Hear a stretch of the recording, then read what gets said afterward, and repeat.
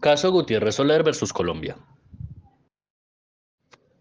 Según los hechos probados ante el Sistema Interamericano de Protección de los Derechos Humanos, el 24 de agosto de 1994, el señor Wilson Gutiérrez Soler fue citado a un café en la ciudad de Bogotá por Ricardo Dalel Barón, uno de los directivos de una reconocida empresa de electrodomésticos y quien había sido teniente coronel del ejército.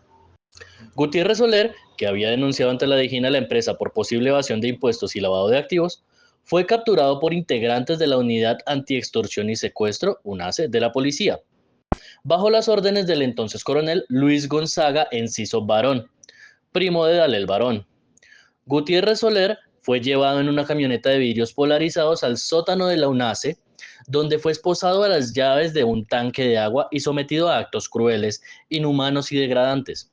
Fue torturado, golpeado, violado sexualmente y quemado en sus órganos genitales, entre otras lesiones graves. Según Gutiérrez, el objetivo de la tortura era revelar la identidad de la persona que le suministró la información sobre los movimientos contables irregulares que denunció. Bajo los actos anteriormente mencionados, y tras 3 horas de tortura, Gutiérrez fue inducido a declarar en diligencia de versión libre sobre los hechos que motivaron su detención. Durante el procedimiento, el señor Gutiérrez fue amenazado y se le advirtió que tenía que responder positivamente todas las preguntas para así salvar su vida. Es así como Gutiérrez se autoinculpó por extorsión y se abrió un proceso en su contra por este delito. Durante los hechos mencionados y en el momento de la declaración, Gutiérrez no contó con la presencia de un representante legal o un defensor público. Por todo lo acontecido, Gutiérrez Soler decidió presentar algunos recursos con el fin de sancionar a los responsables de los actos que cometieron en su contra. Pero ni la jurisdicción ordinaria ni la jurisdicción penal militar realizaron investigaciones adecuadas. Gutiérrez Soler tuvo que exiliarse con su hijo para residir en los Estados Unidos. Varios familiares residentes en Colombia recibieron reiteradamente amenazas y múltiples hostigamientos por parte de miembros de la Policía Nacional. El caso fue llevado ante el Sistema Interamericano de la Protección de Derechos Humanos y la Corte Interamericana proporcionó una sentencia en el 2005. En el presente caso, la Corte Interamericana precisó las violaciones encontradas en los artículos alegados. Partiendo del artículo 1.1 de la Comisión Americana de Derechos Humanos, los estados deben iniciar una investigación efectiva para juzgar a los responsables de una violación al artículo 5 de la Comisión Americana de Derechos Humanos, el cual indica que toda persona tiene derecho a que se respete su integridad física, psíquica y moral. Además, nadie debe ser sometido a torturas ni a penas o tratos crueles, inhumanos o degradantes. Esto también se encuentra consagrado en los artículos 1, 6 y 8 de la Convención de las Naciones Unidas contra la Tortura y otros tratos o penas crueles, inhumanos o degradantes. Sobre esta base normativa, se constató el incumplimiento de Colombia frente a estas previsiones, ya que hasta ese entonces no existía ninguna persona sancionada por las torturas al señor Gutiérrez. En cuanto al peritaje, la perito señaló que, debido a su detención, el señor Wilson Gutiérrez sufrió lesiones físicas agrupadas en dos tipos: las lesiones genitales y las lesiones anales. Las lesiones genitales se pueden definir como quemaduras de segundo grado por acción de calor, concretamente por acción de la llama. Las quemaduras de segundo grado se caracterizan por la presencia de ampollas con líquido y afectan los tejidos más profundos de la piel. En cuanto a las lesiones anales, en este caso han sido lesiones internas en el recto por la introducción de un objeto sólido. Las secuelas físicas en este caso debieron tratarse adecuadamente. Debió realizarse un tratamiento oportuno con el fin de que dichas secuelas no fueran tan evidentes. En este caso, las referidas secuelas son permanentes.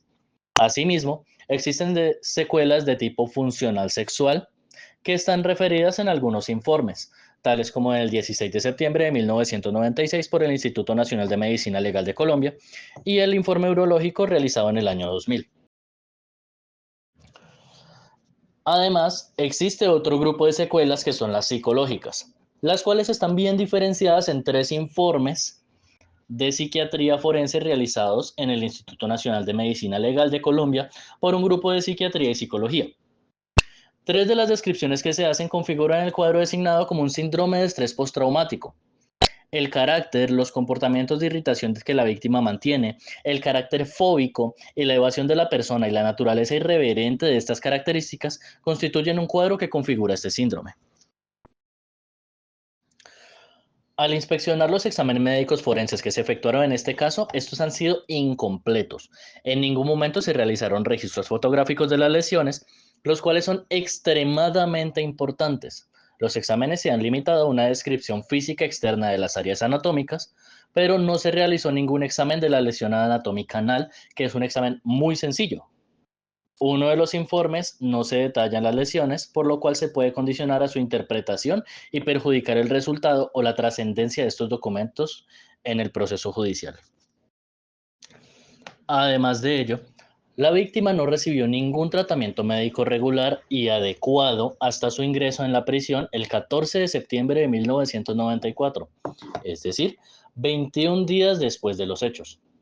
No parece que la víctima hubiese sido tratada adecuadamente y tampoco se le facilitaron medidas básicas de higiene personal para evitar complicaciones infecciosas que luego vino a padecer.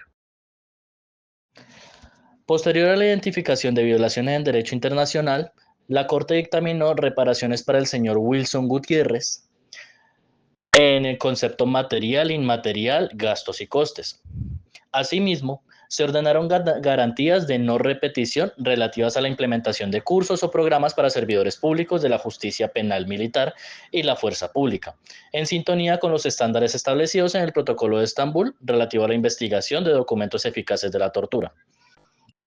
Igualmente, en la mejoría de los mecanismos de control ya existen. Además de ello, como medida de rehabilitación, la Corte ordenó brindar gratuitamente tratamientos psicológicos al señor Gutiérrez y a su familia.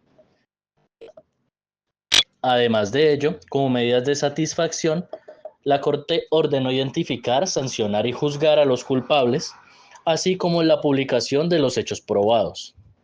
Y por último, la Corte dispuso medidas de restitución que se pueden observar en la obligación de garantizar la vida y seguridad de toda la familia Gutiérrez y en el cumplimiento íntegro de la sentencia. En cuanto al grado de cumplimiento, la prensa colombiana no ha dado gran cobertura a los hechos del caso ni al cumplimiento de la sentencia. La mayor parte de la información se ubica hasta el año 2011. Pero al revisar los registros de los medios que hablaron del caso, se puede determinar que hubo un cumplimiento parcial de las reparaciones. Por ejemplo, el Estado tenía la obligación de investigar los hechos, identificar y juzgar y sancionar a los responsables. Sin embargo, el proceso penal presentó inconsistencias, empezando por el hecho que solo se investigó al ex coronel Luis Gonzaga, excluyendo del proceso a otros posibles implicados, lo cual dificulta la clarificación de los hechos.